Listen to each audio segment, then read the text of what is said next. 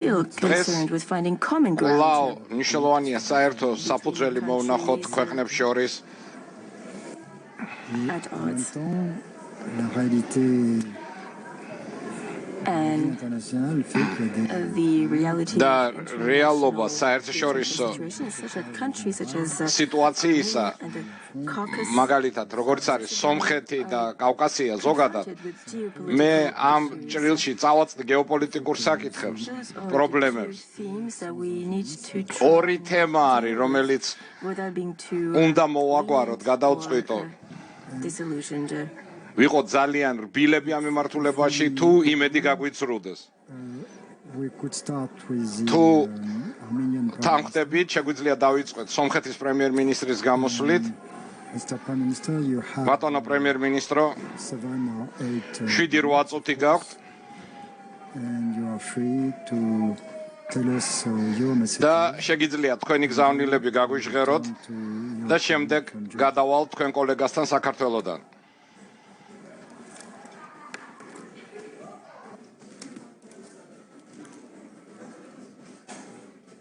Is this switched on? Yeah? Yeah? Thank you very much. ჩართულია მიკროფონი ძალიან დიდი მადლობა Prime Minister პატივცემულო ბატონო პრემიერ-მინისტრო Mr. ხარიბაშვილო ბატონო დუკროს participant პატივცემულო მონაწილეებო 6th Paris Peace Forum. მე-6 პარიზის მშვიდობის ფორუმისა ქალბატონებო და ბატონებო პირველ რიგში მინდოდა გამომეხატა ჩემი მადლიერება პრეზიდენტ მაკრონისადმი შვენიერი ორგანიზაციისთვის ფორუმისა ძალიან გულითადი სტუმართმასპინძლობისთვის და მოწვევისთვის. ერთ-ერთი მთავარი ჩანაწერი ფორუმის დოკუმენტებიდან გახლავთ, რომ 2 მილიარდი ადამიანი სოფლიოში ცხოვრობს იმ ტერიტორიებზე, რომელზეც ზეგავლენას ახდენს კონფლიქტები. რაც შეეხება სომხეთის რესპუბლიკას, უფრო ზუსტად ვიტყოდით და აი ამ წინადადება შემდეგნაირად ჩავწერდით. ეთნიკური წმენდის შედეგად 500,000-ზე მეტი სომეხი მათ აღარ გააჩნიათ საშუალება იცხოვრონ მშობლიურ მიწაზე. 500,000 ეს გახლავთ იმ სომეხთა რაოდენობა, რომლებიც ძალით გამოდევნეს აზერბაიჯანიდან და გახდნენ ისინი დევნილები ეთნიკური წმენდის შედეგად. დაახლოებით 360,000 მათგანი ძალით გამოაგდეს აზერბაიჯანიდან 90-იანი წლების დასაწყისიდან სუმგაითისა და ბაქოს ხოცვა-ჟლეტვის შედეგად და როგორც შედეგი არმენოფობია ამის შემდეგ გახდა აზერბაიჯანის სახელმწიფო პოლიტიკა და მანამდე საბჭოთა კავშირის პირობებში ადმინისტრაციული და ფსიქოლოგიური ზეწოლის და წნეხის ქვეშ სომხებმა დატოვეს ნახიჩევანი და მრავალი სხვა ტერიტორია აზერბაიჯანისა.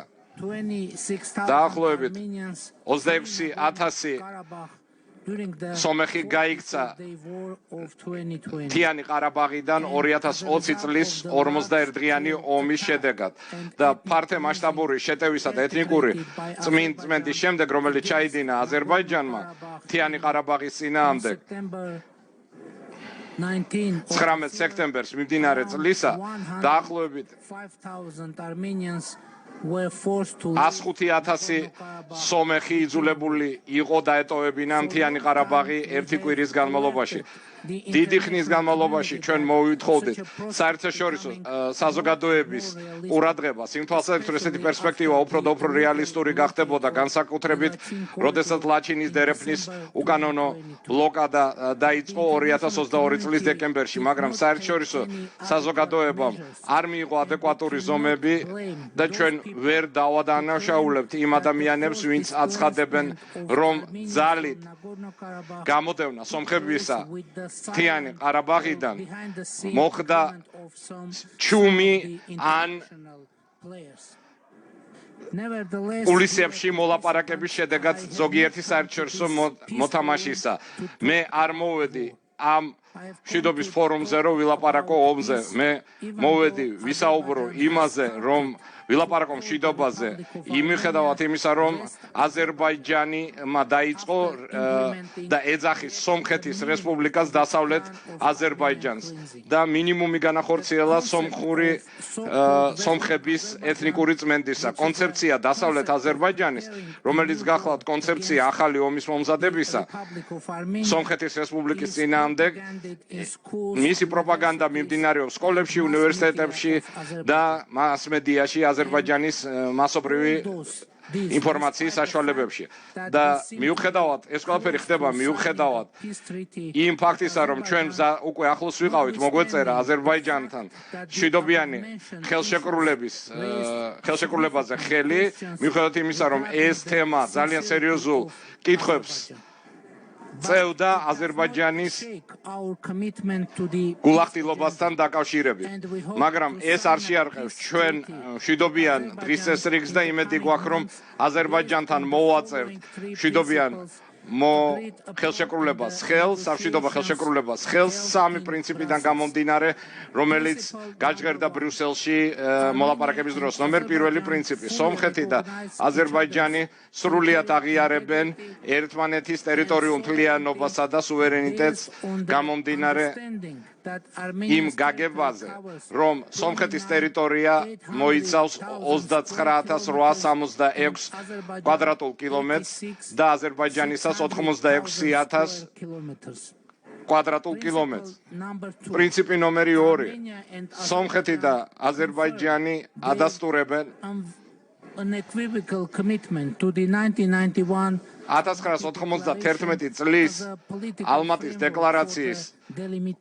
უპირობო ერთგულებას დელიმიტაციასთან დაკავშირებით ძვირფასო მონაწილეობო თქვენი ინფორმაციისთვის ალმატის დეკლარაციას ხელი მოაწერა 12-მა რესპუბლიკამ ყოფილი საბჭოთა კავშირის 1991 წლის დეკემბერში ამ დეკლარაციის თვალსაზრისით 12-მა ყოფილმა საბჭოთა კავშირის რესპუბლიკამ აზერბაიჯანისა და სომხეთის ჩათვლით აღიარებენ ერთმანეთის ტერიტორიულ მთლიანობას, სუვერენიტეტს და არსებული საზღვრების ადმინისტრაციული იმ დროს საზღვრების ურღვეობას და არსებულ ადმინისტრაციულ საზღვრებს საბჭოთა კავშირის რესპუბლიკებს შორის აი ეს ადმინისტრაციული საზღვრები ამის შემდეგ იქცა სახელმწიფო საზღვრებად. მესამე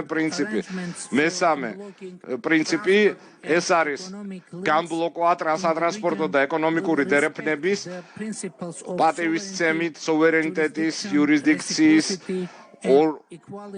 ორმხრივობის და თანასწორობისა ყველა ქვეყნის. ჩვენ მივახციეთ შეთანხმებას ამ პრინციპების თვალსაზრისით მოლაპარაკებების დროს, რომელსაც ვახორციელებთ აზერბაიჯანის პრეზიდენტთან ბრიუსელში და შეთანხმება ჩაწერილია განცხადებაში ევროკავშირის საბჭოს პრეზიდენტის შარლ მიშელის განცხადებაში 14 მაისისა და 15 ივლისის სამხრივი შეხვედრების შემდეგ საფრანგეთის პრეზიდენტმა ემანუელ მაკრონმა და გერმანიის კანცლერმა ოლაფ შოლცმა ასევე გამოხატეს ხარდაჭერა აღნიშნული პრინციპებისადმი, რომელიც გამოხატულია 4 გრანადის განცხადებაში, რომელსაც ხელი მოაწერა შარლ მიშელმა, ოლაფ შოლცმა, ემანუელ მაკრონმა და მე და ეს განხორციელდა გასულ თვეს. თუ აზერბაიჯანი არ უარყოფს აღნიშნულ პრინციპებს, ეს ნიშნავს იმას, რომ აზერბაიჯანთან სამშვიდობო ხელშეკრულების ხელმოწერა უახლოეს თვეებში ძალზე რეალისტურია. სამწუხაროდ აზერბაიჯანის პრეზიდენტმა უარი თქვა 5 მხრივ შეხვედრაში გრანადაში გასულ თვეს. სამხრივი შეხვედრა ბრიუსელში ოქტომბერში არ განხორციელდა და მე არ მიმიღია მიწვევა შემდეგ შეხვედრაზე შარლ მიშელისგან. იმედი მაქვს, რომ ჩვენი ევროპელი პარტნიორები თავის ვალდებულებას აღიარებენ კვლავ პატივცემულო მონაწილეობო ფორუმისა.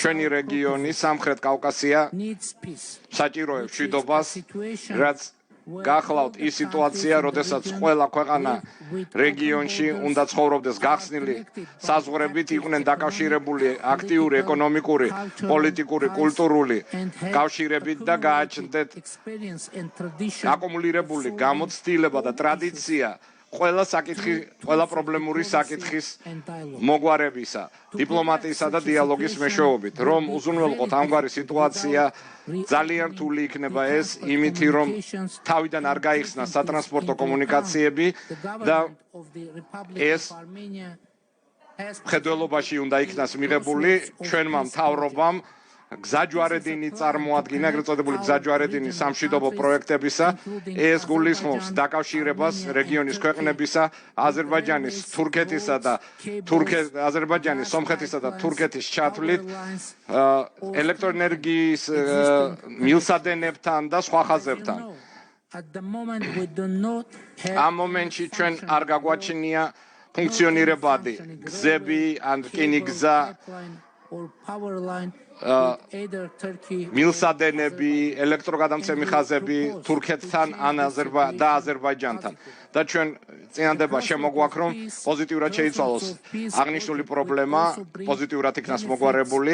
აი ეს გზაჯვარედინი მოუტანს ასევე სარგებელს საქართველოსა და ირანს, ორმხრივი და ასევე გაძლიერების თვალსაზრისით კავშირებისა აზერბაიჯანის, თურქეთისა და სომხეთის მონაწილეობით. დეტალები მოცემულია ჩვენ ბროშურაში, რომელიც ეხება ამ გზაჯვარედინს, რომელიც თქვენ დაგირიგდათ, მშვიდობიან გზაჯვარედინს, რომელიც თქვენ დაგირიგდათ და იმედი მაქვს, რომ ჩვენ აღვასრულებთ პროექტს, როგორც გარანტიას, როგორც სტაბილურ და ხანგრძლივი მშვიდობის გარანტიას ჩვენ რეგიონში. შესრულება ამ პროექტისა იქნება სასარგებლო არა მხოლოდ ჩვენი რეგიონისთვის, არამედ საერთაშორისო ვაჭრობისთვის, დაკავშირებადობისთვისა და სტაბილურობისთვის. და იმედი მაქვს, რომ ხარდაჭერას მივიღებთ არა მხოლოდ რეგიონის ქვეყნებიდან, არამედ საერთაშორისო თანამეგობრობის მხრიდან. ნამდვილად ჩვენ ვაწყდებით ძალიან მნიშვნელოვანს, ესე ვთქვათ, ისტორიულ გზაჯვარედინს. გზაჯვარედინზე ვდგევართ. მოდით, იგი გავხადოთ მშვიდობის გზაჯვარედინად. დიდი მადლობა. ძალიან დიდი მადლობა ბატონო პრემიერო.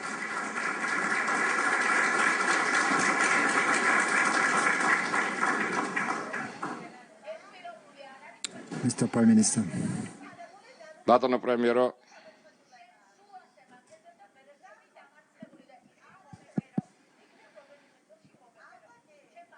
Well, first of all, thank you very much. პირველ რიგში ძალიან დიდი მადლობა.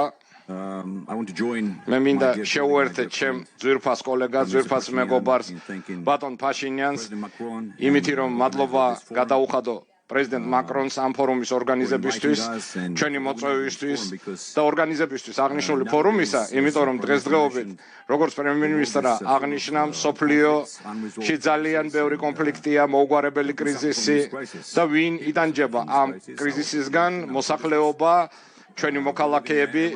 ჩვენ ცხოვრობთ იმ ერაში, სადაც არსებობს გაურკვევლობა, არაპროგნოზირებადი გარემო. ჩვენ მაგალითად ვიხილეთ ომი უკრაინაში, რომელიც მიმდინარეობს, მის დასრულებას ვერ ვხედავთ. ჩვენ ხედავთ კრიზისს ახლო აღმოსავლეთში, რაც ძალზე საშიშია. ხედავთ გაყიდულ კონფლიქტებს საქართველოში, მაგალითისთვის ოკუპაციას ჩვენი ტერიტორიებისას ხედავთ და გადაწყვეტილება არ ჩანს. მრავალი კონფლიქტი დავინახეთ ჩვენ აფრიკაში, მსოფლიოს მრავალ რეგიონში გადაწყვეტილება და პასუხი ყველა ამ კონფლიქტზე უნდა გახდეს მშვიდობა. ჩვენ ყველაფერი უნდა გავაკეთოთ, თავრობამ ყველაფერი უნდა გავაკეთოთ, რომ მშვიდობა იქნას მიღწეული, მინდა გამოვიყენო ეს შესაძლებლობა და საქართველოს წარმატების ისტორიაზე მოგითხროთ, რას მივახციეთ ბოლო ათწლეულის განმავლობაში, როცა ხელისუფლებაში მოვედით 2012 წელს. საქართველოს 20% ტერიტორიისა იყო ოკუპირებული და კვლავ ოკუპირებულია რუსეთის მიერ, ეს რაც გახლავთ ყველაზე დიდი გამოწვევა ჩვენი რეალობისთვის. პირველი ომი რომელიც მოხდა რუსეთსა და საქართველოს შორის მე-20 საუკუნეში ეს 21 საუკუნეში 2008 წელს მანამდე იყო ომი აფხაზეთში და სამხრეთ ოსეთში ოკუპირებულ ტერიტორიებზე, ამჟამად ოკუპირებულ ტერიტორიებზე, რომელსაც და სეპარატისტებს ხარს უჭერდა რუსეთის ფედერაცია. საქართველოს ძალიან ბევრი გამოწვევა გამოიარა 2008 წლის შემდეგ, ომის შემდეგ. ჩვენ ნახეთ კიდევ დიდი ომის დაწყება, რომელსაც ადგილი ჰქონდა 2 წლის წინ უკრაინაში, This is a 1 წლის წინ, ასე ვთქვათ, უკრაინაში. ეს არის ყველაზე დიდი გამოწვევა ჩვენთვის. გვინდა თუ არა, ვეცდებით თუ არა თავიდან ავიცილოთ შემდგომი ესკალაცია და კონფრონტაცია სამწუხაროდ ომი ყველა ჩვენზე ზეგავლენას ახდენს. ომი ჩვენ მეზობელ რეგიონში, სომხეთში და აზერბაიჯანში, რა თქმა უნდა, ჩვენთვის შეშფოთების საგანია. საქართველოს, როგორც ხშირად მithქვავს და მინდა გავიმეორო, გახლავთ ძალიან ობიექტური მიუკერძოებელი შუამავალი ფასილიტატორი, მეგობარი, ორივე ქვეყნის ბრწყინვალე ურთიერთობა გაგვაჩნია სომხეთთან, აზერბაიჯანთან და პირადად მე ნდობით ახსავსე ურთიერთობა მაქვს ორივე ლიდერთან. შესაბამისად, საქართველოს ინტერესი გახლავთ უზრუნველყოფილი იყნეს ხანგრძლივი მშვიდობა და სტაბილურობა ჩვენ რეგიონში. ჩემი მთავრობა, ჩვენ მოვახერხეთ, ჩვენმა მთავრობამ მოვახერხეთ მიგვეღწია უწყვეტი და უპრეცედენტო მშვიდობისთვისა და სტაბილურობისთვის ჩვენ ქვეყანაში. ყველა ხელმძღვანელობის პირობებში საქართველოში იყო ომები, კონფლიქტები, სამოქალაქო ომი, ტერიტორიებს კარგავდით. ეხლა არის ერთადერთი პერიოდი, როდესაც ომი არ არის საქართველოში, ჩვენ ტერიტორიებს არ კარგავთ, ვაძლიერებთ ქვეყანას, ვამდიდრებთ ქვეყანას და ეს გახლავთ ისეთი რამ, რასაც მოაქვს აყვავება ჩვენი ხალხისთვის, მოსახლეობისთვის. რა თქმა უნდა, გამოწვევა ოკუპაციასთან დაკავშირებით არ გამქრალა, მაგრამ ჩვენ ავირჩიეთ სტრატეგიული მოთმინების პოლიტიკა. რატომ ვაცხადებ ამას?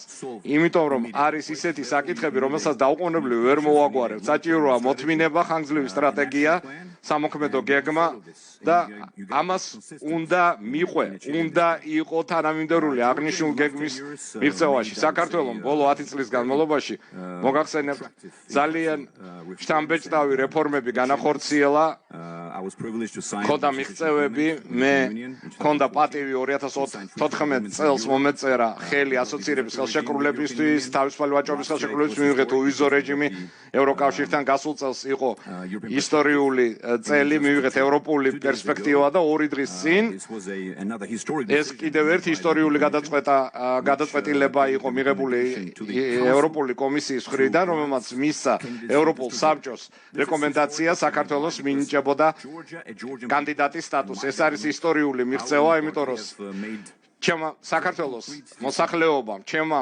პარტიამ, მართლმა პარტიამ კონკრეტული გადაწყვეტილება მიიღო, შეუქცევადი გადაწყვეტილება, რომ უნდა დაუახლოვდეთ ევროპას და გავხდეთ სრულუფლებიანი წევრები ევროკავშირის და ჩვენ ამ მიმართულებით თანამიმდევრულად ნაბიჯ-ნაბიჯ მივდივართ, უახლოვდებით აი ამ ეროვნული გეგმის განხორციელებას. ჩვენ შევძელით გაგვეზარდა ჩვენი ეკონომიკა 2012 წლის შემდეგ გასამაგდა ჩვენი ეკონომიკური მაჩვენებლები და მთლიანი შიდა პროდუქტი ამერიკის დოლარებში გასამაგდა, გაორმაგდა ბოლო წლებში.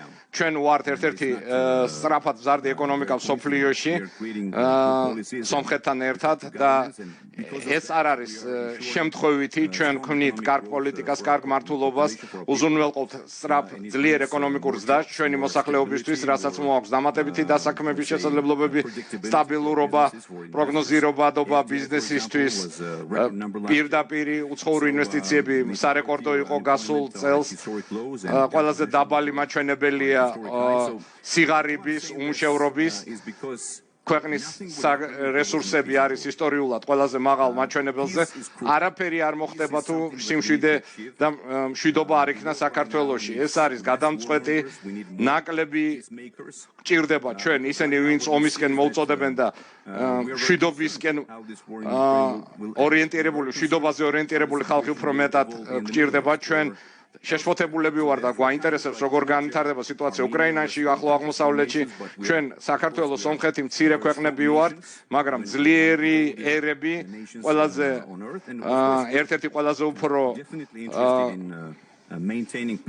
ძველი ერები მსოფლიოში და ჩვენ გვინდა უზრუნველყო სტაბილურობა და აყვავება ჩვენი მოქალაქეებისთვის. ჩემი პოზიცია გახლავთ, რომ clarity. They need სოფლიოში სხვადასხვა ერებს ჭირდებათ სიცხადე, პროგნოზირებადობა.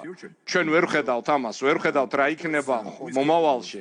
ვის შეუძლია მოაგვაროს ესეთი ტიპის პრობლემები? დიდ ქვეყნებს შეუძლია, დიდ ზესახელმწიფოებს Georgia, Armenia, და ქვეყნები როგორიც არის საქართველო, სომხეთი, აზერბაიჯანი to have გავმეორდებით, მათ ჭირდებათ ნათელი ხედვა Western დასავლეთის დიდი სახელმწიფოების მხრიდან. კიდევ ერთხელ მინდა გავიმეორო და დავადასტურო, რომ საქართველო დაინტერესებულია იმაში, რომ შენარჩუნდეს მშვიდობა და სტაბილურობა.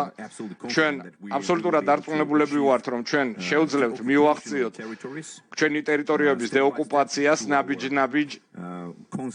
through our prudent but ჩვენი I would say very careful but მოუხრელი this is the only choice და that ბრძნული პოლიტიკით ეს გახლავთ ერთადერთი I want to underline one more thing.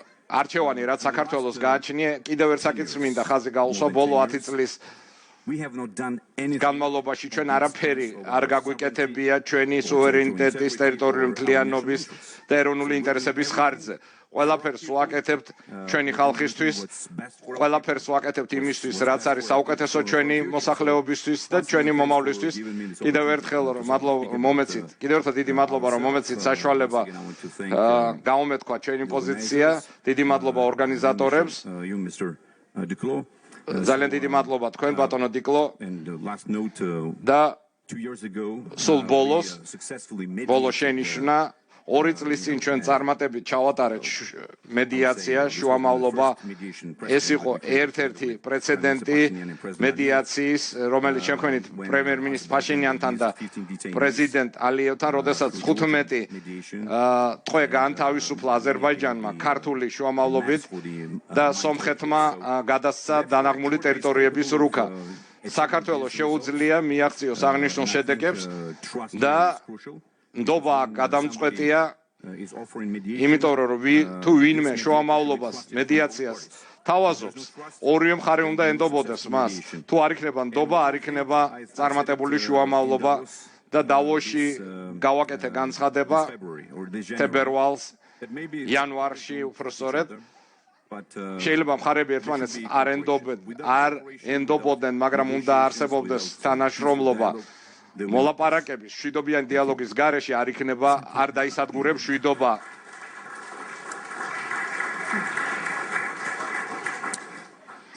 If I may follow up with the views თუ შეიძლება Prime Minister, საქართველოს პრემიერ-მინისტრის პოზიციას შევეხმიანო.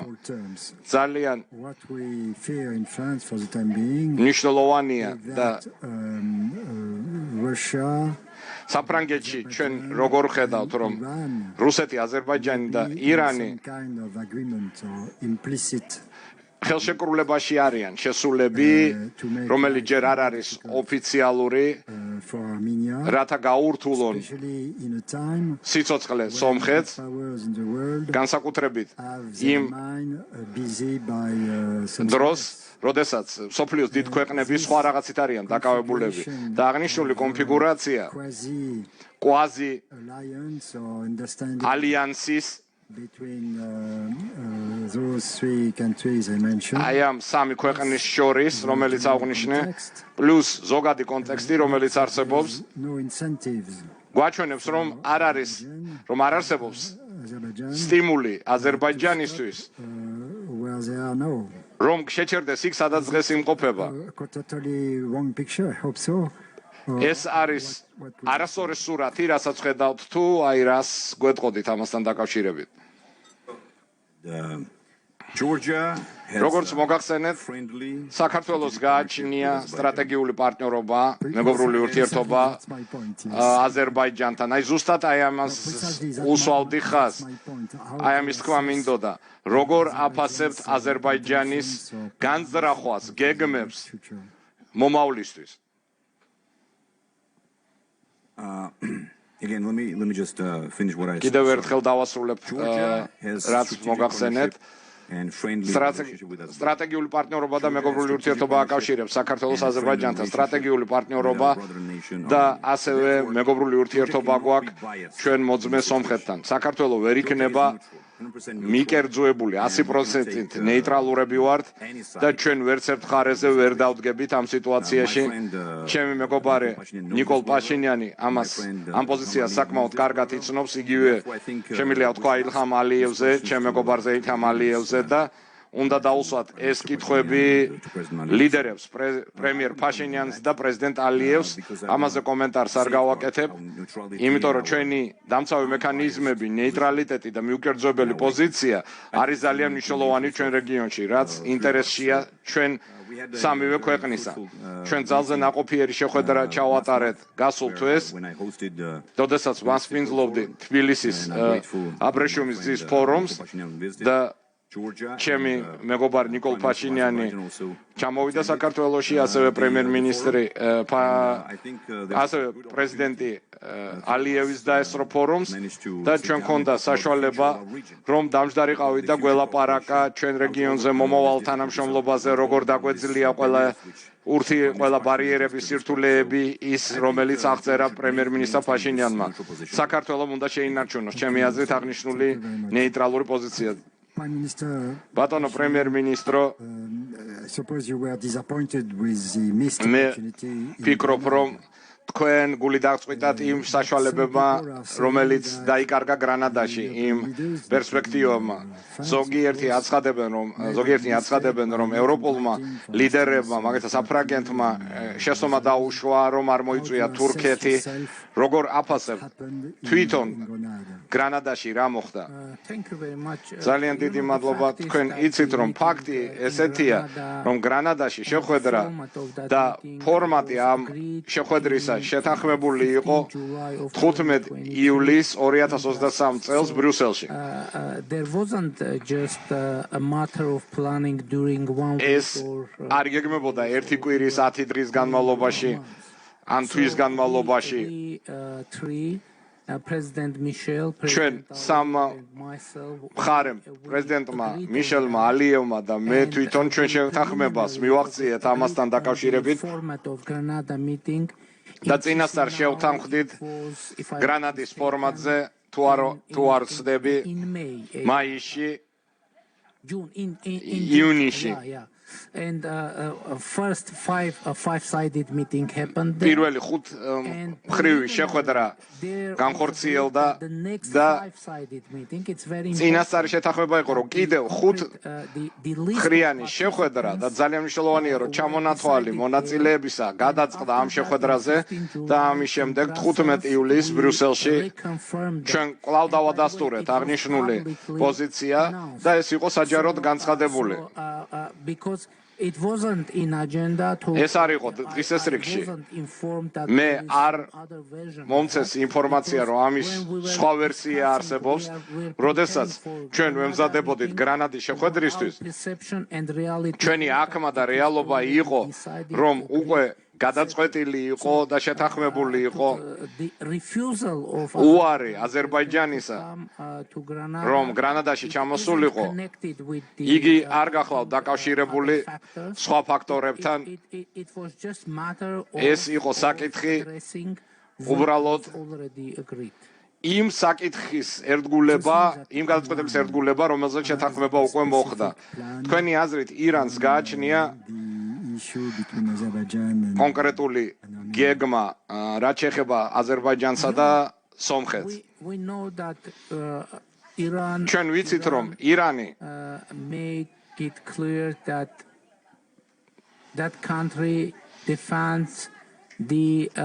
შეიძლება აღვიქვათ ისე რომ იგი იცავს სამშვიდობო პროცესს გამომდინარე სუვერენიტეტიდან, ტერიტორიული მთლიანობიდან და საზღვრების ურღვევობის პრინციპიდან. ეს გახლავთ პრინციპები. სხვათაშორის მე აღვნიშნე ეს Introductory remarks. შესავალ სიტყვაში.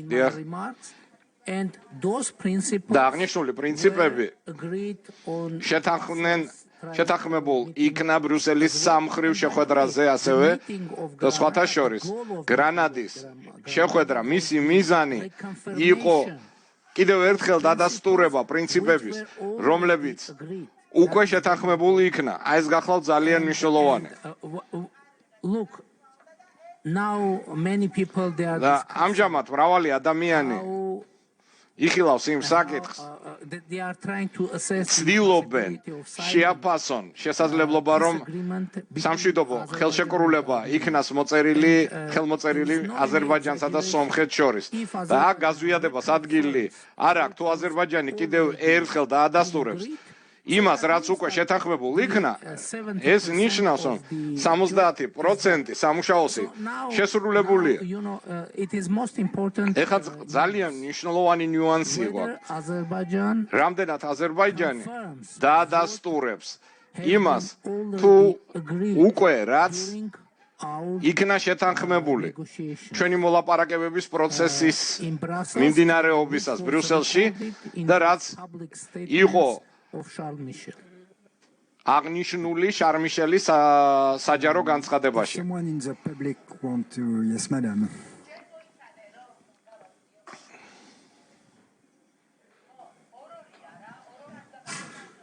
Thank you very much. I'm დიდი the მადლობა. ambassador of Azerbaijan to მე France. ვარ I would like to აზერბაიჯანის first of all ელჩი საფრანგეთში პირველ რიგში მივესალმებით გამომსვლელებს და თქვენ ბატონო წამყვანო მე შევეხები საკითხს რაც თქვენ ბატონო წამყვანო რაც თქვენ აღნიშნეთ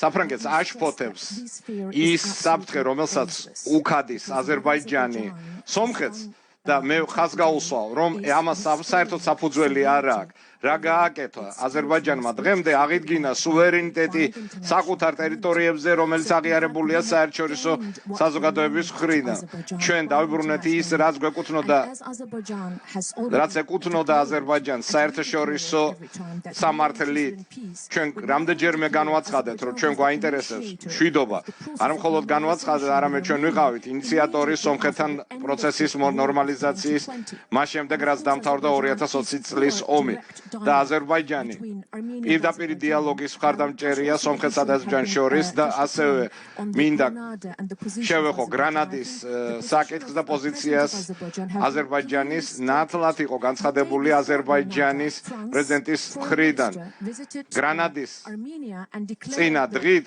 საფრანგეთის საგარეო საქმეთა მინისტრი ჩავიდა სომხეთში და განაცხადა იმ გადაწყვეტილების შესახებ რომ იარაღი უნდა გაეგზავნოს სომხეთისთვის ეს არის რა ის რაც ემსახურება მშვიდობას და ნორმალიზაციას, ანუ სომხეთის შეიარაღება, ანუ რევანშისტული იდეოლოგიის ხარდაჭერა, მშვიდობისკენ ბრძოლა, მშვიდობისთვის ბრძოლა.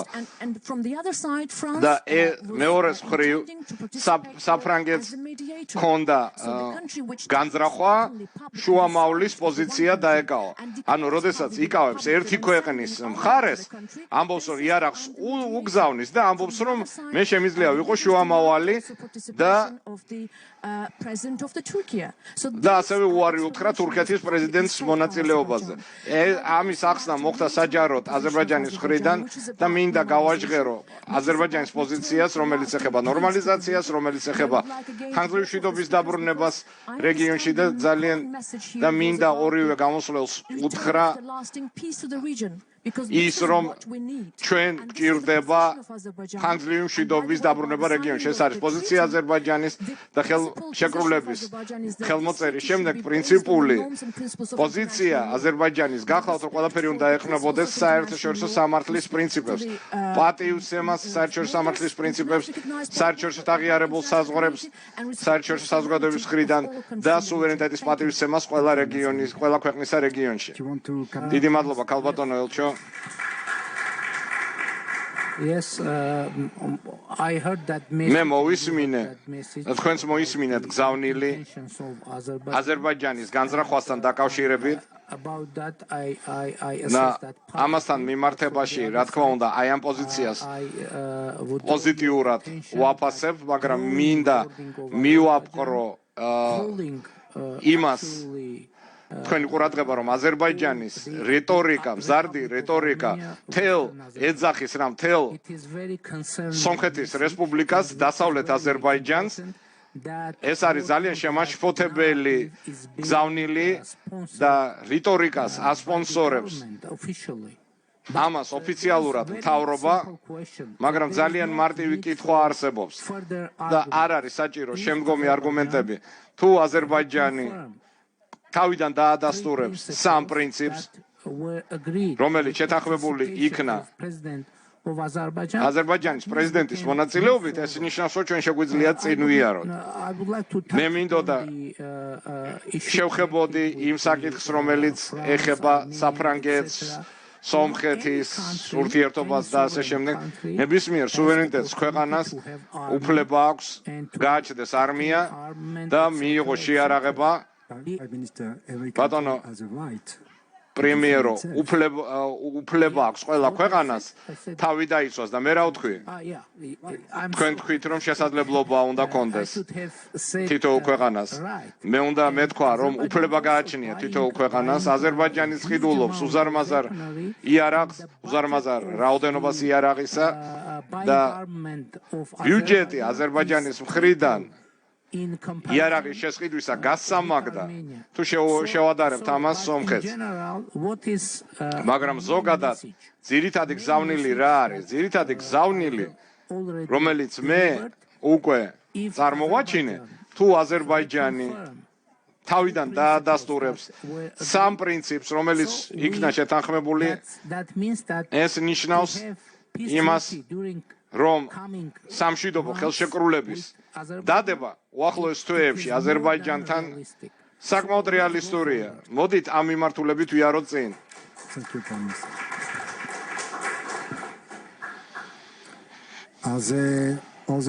სხვა კითხვები ხომ არ გაგვაჩნია?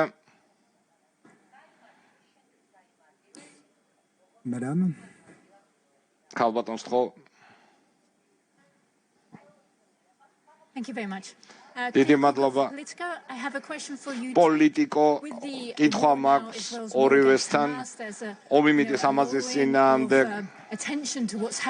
და შემცირდა ყურადღება უკრაინისადმი და აღმოსავლეთ ევროპაში და სხვა რეგიონებში. თქვენ ხომ არ გეშინიათ, რომ არსებობს დაღლილობა კავკასიის კონფლიქტებთან დაკავშირებით, ომებთან დაკავშირებით და ყურადღება გაფართოების პროცესისადმი შემცირდება ეტაპობრივად. პირველ რიგში I would like to მინდოდა decision of European მივესალმო ევროკომისიის გადაწყვეტილებას, რომ რეკომენდაცია გასცა, რომ ევროპის and I think საბჭოსადმი საქართველოს მიენიჭოს კანდიდატის სტატუსი, ეს ძალიან მნიშვნელოვანია. მე მინდოდა მას შემდეგ, რაც ევროპული საბჭო მიიღებს გადაწყვეტილებას, მინდოდა ოფიციალურად მიმელოცა ქართველი კოლეგისთვის. ძალიან მნიშვნელოვანი პროცესია და ჩვენ ძალიან ყურადღებით ვაკვირდებით იმას, თუ რა ხდება, უსურვებთ საქართველოს წარმატებას ამ გზაზე და სამწუხაროდ, როგორც ბატონმა პრემიერმა ღარიბაშვილმა განაცხადა, ჩვენ გაგვაჩნია მრავალი კონფლიქტები სოფლიოში და ჩვენი საერთო ამოცანა ვიმუშაოთ და გავაგრძელოთ ვიმუშაოთ იმ მიმართულებით, რომ მოგვარებულ იქნას ყველა კონფლიქტი. იმ გაგებით, რომ ეს არ გახლავთ, ეს რომ ყოფილიყო ადვილი, იგი მოგვარდებოდა დიდი ხნით ადრე. სამწუხაროდ now in a situation when we need ჩვენ ვიმყოფებით ისეთ სიტუაციაში და ჩვენი პირადი ამოცანა, პოლიტიკური და პირადი ამოცანა მოვაგვაროთ კონფლიქტი, ჩვენი მოვალეობა გახლავთ. გავაკეთოთ ყველაფერი, რომ წარმატებას მივაღწიოთ ამ გზაზე. ბატონო პრემიერ-მინისტრო, თქვენ ხომ არ უპასუხებდით? Once again, I want to say კიდევ ერთხელ მინდა მოგახსენოთ, how concerned we are about all რამდენად შეშფოთებულები ვართ აი ამ ომებთან დაკავშირებით, მიმდინარე ომებთან დაკავშირებით, კრიზისებთან დაკავშირებით, რაც სოფლიოში ადგილი აქვს და ავტორმა კითხვისა აღნიშნა მიმდინარე კრიზისი ახლო აღმოსავლეთში, შუა აღმოსავლეთში,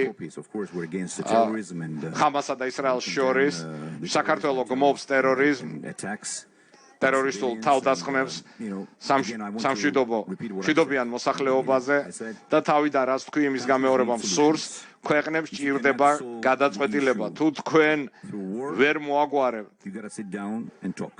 ომით საკითხი უნდა დაჯდეთ და მოლაპარაკება აწარმოოთ. აი ეს გახლავთ ჩემი საბოლოო პოზიცია ამ სიტუაციასთან დაკავშირებით. ძალიან დიდი მადლობა ორივე თქვენგან, ძალიან საინტერესო საუბრისთვის და წარმატებას უსურვებ თქვენ ორ ქვეყანას.